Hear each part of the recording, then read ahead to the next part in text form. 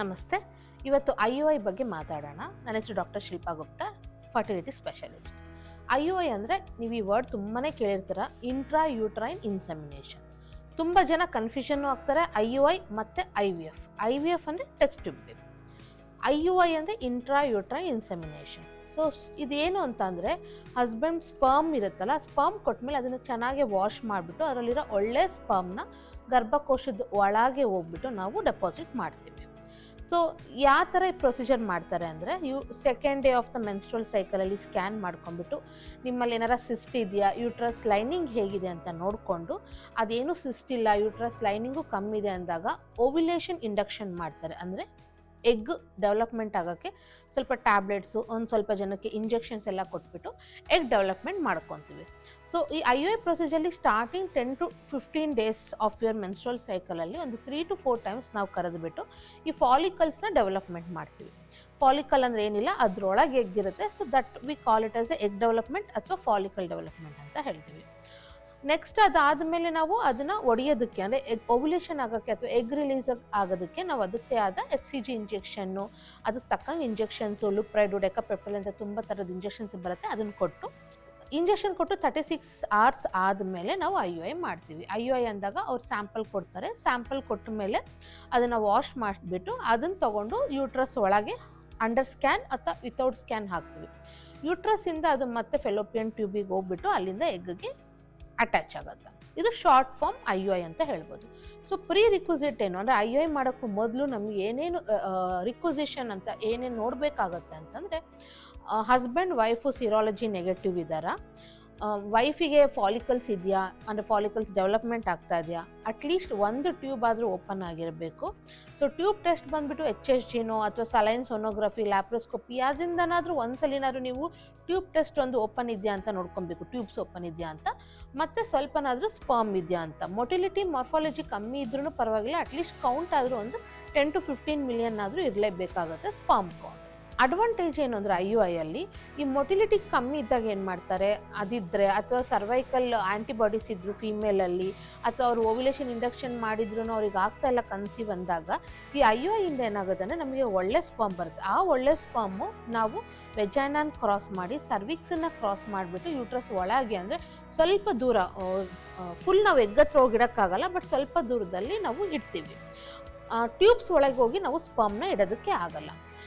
ತುಂಬ ಜನಕ್ಕೆ unexplained infertility ಅಂತ ಇರುತ್ತೆ, ಅಥವಾ ಒಂದೇ ಟ್ಯೂಬ್ ಇರುತ್ತೆ, ಆ ಟ್ಯೂಬಲ್ಲಿ ಒಂದೊಂದ್ಸಲಿ ಫಾಲಿಕಲ್ಸೇ ಬರಲ್ಲ, ಅಥವಾ ಓವ್ಯುಲೇಷನ್ ಆಗ್ತಿದೆಯಲ್ಲ ಅಂತ ಗೊತ್ತಾಗಲ್ಲ. ಅವರಿಗೆಲ್ಲ ಇದು ಅಡ್ವಾಂಟೇಜಸ್ ಆಗಿರುತ್ತೆ. ಈಗ ಸರ್ವೈಕಲ್ ಆ್ಯಂಟಿಬಾಡೀಸ್ ಅಂದರೆ ಏನು ಅಂತಂದರೆ, that is a defence mechanism ಫೀಮೇಲ್ಸಲ್ಲಿ.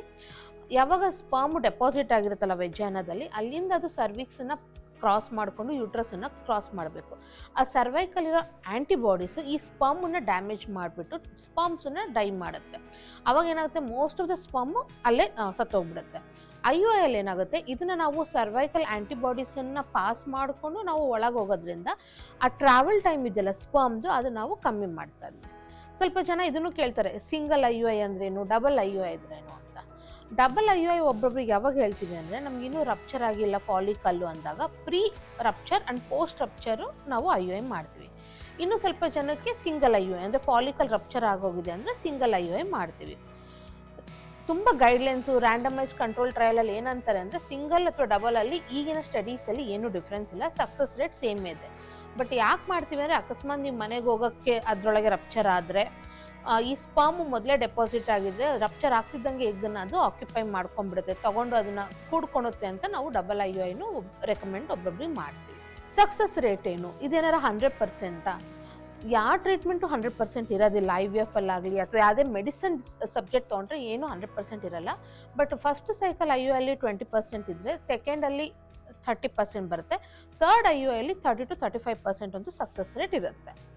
ಯಾಕೆ ಇಷ್ಟು ವೇರಿಯೇಷನ್ ಆಗುತ್ತೆ ಅಂದರೆ, ಫಸ್ಟ್ ಟೈಮು ನಿಮ್ಮ ಬಾಡಿ ರೆಸ್ಪಾನ್ಸ್ ಆಗಲ್ಲ, ಅದೇ ಸೆಕೆಂಡ್ ಟೈಮು ಹಾರ್ಮೋನಲ್ ಕಂಟ್ರೋಲ್ ಆಗಿರುತ್ತೆ, ಸ್ವಲ್ಪ ಬಾಡಿ ರೆಸ್ಪಾನ್ಸ್ ಆಗುತ್ತೆ. ಎಗ್ ಅಥವಾ ಸ್ಪರ್ಮ್ ಕ್ವಾಲಿಟಿನೂ ಮೆಡಿಕೇಷನಿಂದ ಕಂಟ್ರೋಲು ಚೆನ್ನಾಗಿ ರಿಸಲ್ಟ್ ಕೊಡುತ್ತೆ ಅಂತ ನಾವು ಹೇಳ್ತೀವಿ. ಮೋರ್ ದೆನ್ 3 IUI ಯೂಶ್ವಲಿ ನಾವು ಸಜೆಸ್ಟ್ ಮಾಡಲ್ಲ, ಯಾಕಂದರೆ ತುಂಬ ಕಂಟ್ರೋಲ್ ಟ್ರಯಲ್ಸ್ ಎಲ್ಲ ಏನು ಹೇಳಿದೆ ಅಂದರೆ, ಮೋರ್ ದೆನ್ 3 IUI ಆದಾಗ ಸಕ್ಸಸ್ ರೇಟು ತುಂಬ ಕಮ್ಮಿ ಆಗಿಬಿಡುತ್ತೆ ಅಂತ. ಒಬ್ಬರೊಬ್ಬರು 3 to 6 IUI ಮಾಡಿಸ್ಕೊತಾರೆ. ಬಟ್ ಇನ್ಸ್ಟೆಡ್ ಆಫ್ 3 IUI ಆದಮೇಲೂ ಆಗಿಲ್ಲ ಅಂದರೆ we have to find out ಬೇರೆ ಏನಾದರೂ ಪ್ರಾಬ್ಲಮ್ ಇದೆಯಾ ಅಂತ. ಈ 20% ಸಕ್ಸಸ್ ರೇಟ್ ಹೇಳಿದೆ. ಸೊ ಅಂತಾರೆಲ್ಲ ಇಷ್ಟಕ್ಕೊಂದೆಲ್ಲ ಇಂಜೆಕ್ಷನ್ ಎಲ್ಲ ಕೊಟ್ಬಿಟ್ಟು ಬರೀ 20% ಯಾಕೆ ಅಂದಾಗ, ಇದ್ರಲ್ಲಿ ಏನಾಗುತ್ತೆ ನಾವು ಸ್ಪರ್ಮ್ ಹೋಗ್ಬಿಟ್ಟು ಗರ್ಭಕೋಶದ ಒಳಗೆ ಇಡ್ತಾ ಇದೀವಿ, ಬಟ್ ಆ ಸ್ಪರ್ಮು ಮತ್ತು ಎಗ್ಗು ಅದೇ ತಾನೇ ಕೂಡ್ಕೊಬೇಕು. ಅದರಿಂದ ಮತ್ತೆ ಟ್ಯೂಬ್ಸು ಕೂಡ್ಕೊಂಡ್ಮೇಲೆ ಆ ಭ್ರೂಣನ ಟ್ಯೂಬು ಮತ್ತು ಯೂಟ್ರಸಲ್ಲಿ ಹಾಕಬೇಕು. ಆ ಯೂಟ್ರಸ್ ಎಂಬ್ರಿಯೋ ಅಂದರೆ ಆ ಭ್ರೂಣನ ತೊಗೊಂಡ್ಬಿಟ್ಟು ಅದು ಡೆವಲಪ್ಮೆಂಟ್ ಆಗಬೇಕು. ಇದೆಲ್ಲ ಪ್ರೋಸೆಸ್ಸು ಈ IUIಯಲ್ಲಿ ನಮ್ಮ ಕೈಲಿರಲ್ಲ. ಸೆಕೆಂಡು, ಎಗ್ ಕ್ವಾಲಿಟಿ ಆಗಲಿ ನಮಗೆ ಅಥವಾ ಸ್ಪರ್ಮ್ ಎಗ್ ಒಳಗೆ ಹೋಗ್ಬಿಟ್ಟು ಕೂತ್ಕೊಂಡಿದೆಯಾ, ಇದೆಲ್ಲ ನಮಗೆ IUI ಮಾಡೋದಕ್ಕೆ ಗೊತ್ತಾಗಲ್ಲ. ಬಟ್ ತುಂಬ ಜನಕ್ಕೆ ಸಕ್ಸಸ್ ರೇಟ್ ಇರುತ್ತೆ and we have to try step by step. Post IUI ಏನಾದರೂ ಏನೇನು ನೋಡ್ಕೊಬೇಕು ಅಂತ ಕೇಳ್ತಾರೆ ಆಯಿತಾ. ಅಂದರೆ ನಾರ್ಮಲ್ ಆಗಿರ್ಬೋದಾ ಹೇಗೆ ಅಂತ. IUIಯಲ್ಲಿ ಮತ್ತು ನೀವು ನ್ಯಾಚುರಲಾಗಿ ಕನ್ಸೀವ್ ಆದ್ರೂ ಏನು ಡಿಫ್ರೆನ್ಸ್ ಅಂದರೆ ಇದರಲ್ಲಿ ಓವ್ಯುಲೇಷನ್ ನೋಡ್ಕೊತಾ ಇದ್ದೀವಿ, ಸ್ಪರ್ಮ್ನ ಗರ್ಭಕೋಶದ ಒಳಗೆ ಬಿಡ್ತಾ ಇದ್ವಿ ವಿನಃ ಬೇರೆ ಏನೂ ತುಂಬ ಡಿಫ್ರೆನ್ಸ್ ಇರಲ್ಲ. ಸೊ ನೀವು ನಾರ್ಮಲಾಗಿ ಹೇಗೆ ಆ್ಯಕ್ಟಿವಿಟೀಸ್ ಮಾಡ್ತೀರಾ, ನಾರ್ಮಲ್ ಪ್ರೆಗ್ನೆನ್ಸಿಲಿ ಹೇಗೆ ಕೇರ್ ತೊಗೊತೀರಾ ಅಷ್ಟೇ ತೊಗೊಬೋದು. ಈ ಥರ ಮಾಡಿ ಆ ಥರ ಮಾಡಿ ಅಂತ ಏನೂ ರಿಸ್ಟ್ರಿಕ್ಷನ್ಸು ಇರೋದಿಲ್ಲ. ಬಟ್ ಸ್ವಲ್ಪ ಪ್ರೊಜೆಸ್ಟ್ರಾನ್ ಸಪೋರ್ಟ್ ಎಲ್ಲ ನಾವು ಲೂಟಿಯಲ್ ಫೇಸ್ ಸಪೋರ್ಟ್ ಅಂತ ಕೊಡ್ತೀವಿ.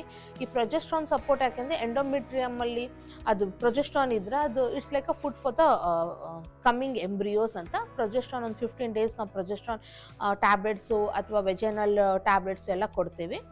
ಅದಾದಮೇಲೆ 15 ಡೇಸ್ ಆದಮೇಲೆ ನಾವು ಯೂರಿನ್ ಪ್ರೆಗ್ನೆನ್ಸಿ ಟೆಸ್ಟ್ ಚೆಕ್ ಮಾಡೋಕ್ಕೆ ಹೇಳ್ತೀವಿ. ಬಟ್ ಏನು ರಿಸ್ಟ್ರಿಕ್ಷನ್ಸ್ ಏನಿರಲ್ಲ, ಅಂದರೆ ಟ್ರಾವೆಲ್ ಮಾಡಬಾರ್ದು ಅದು ಇದು ಏನು ರಿಸ್ಟ್ರಿಕ್ಷನ್ಸ್ ಇರಲ್ಲ. ಬಟ್ ಇನ್ಫೆಕ್ಷನ್ ಆಗಲಿಲ್ಲಂಗೆ, ಫುಡ್ ಪಾಯ್ಸನ್ ಆಗಲಿಲ್ಲಂಗೆ ಸ್ವಲ್ಪ ನೋಡ್ಕೊಳ್ಳಿ ಅಂತ ಹೇಳ್ತೀವಿ ಅಷ್ಟೇ.